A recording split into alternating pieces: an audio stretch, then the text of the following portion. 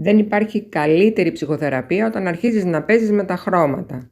Πήρα αυτό το παλιό κάδρο, έβγαλα αυτό το σχέδιο που είχε μέσα, δεν λέω ωραίο ήτανε, αλλά εντάξει, είχα στο μυαλό μου να κάνω κάτι άλλο έτσι, πιο φρέσκο, πιο ωραίο. Εδώ εντάξει, χαίρομαι πάρα πολύ όταν παίζω.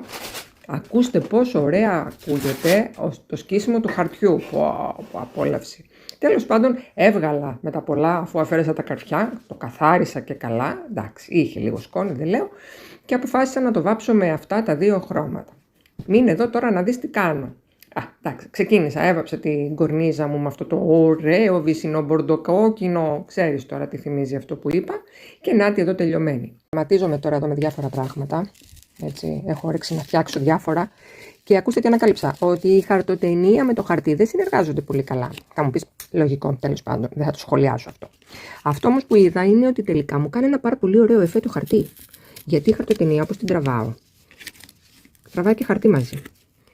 Και μου άρεσε πάρα πολύ αυτό το εφέ και τελικά το έκανα και επίτηδες εδώ σε ένα άλλο. Σας δείξω.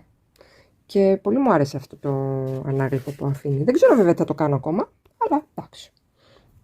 Είναι μια αρχή. Τελικά μάλλον ξεκίνησα και λούκατα λίγο, οπότε είπα να πειραματιστώ. Οπότε πήρα λίγο κόκκινο εδώ ακριλικό, το αρέωσα με νερό.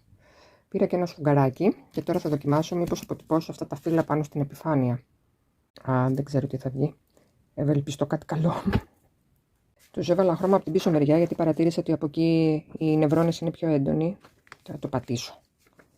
Για να δούμε τι θα βγει. Αν βγει κάτι.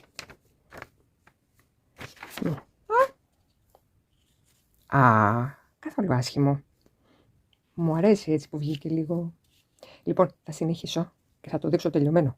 Και ποιος το πίστευε ότι μετά από μερικές ωρίτσες πειραματισμού θα έβγαζα μια ωραία πεταλούδα. Για δοκίμασε και πες μου.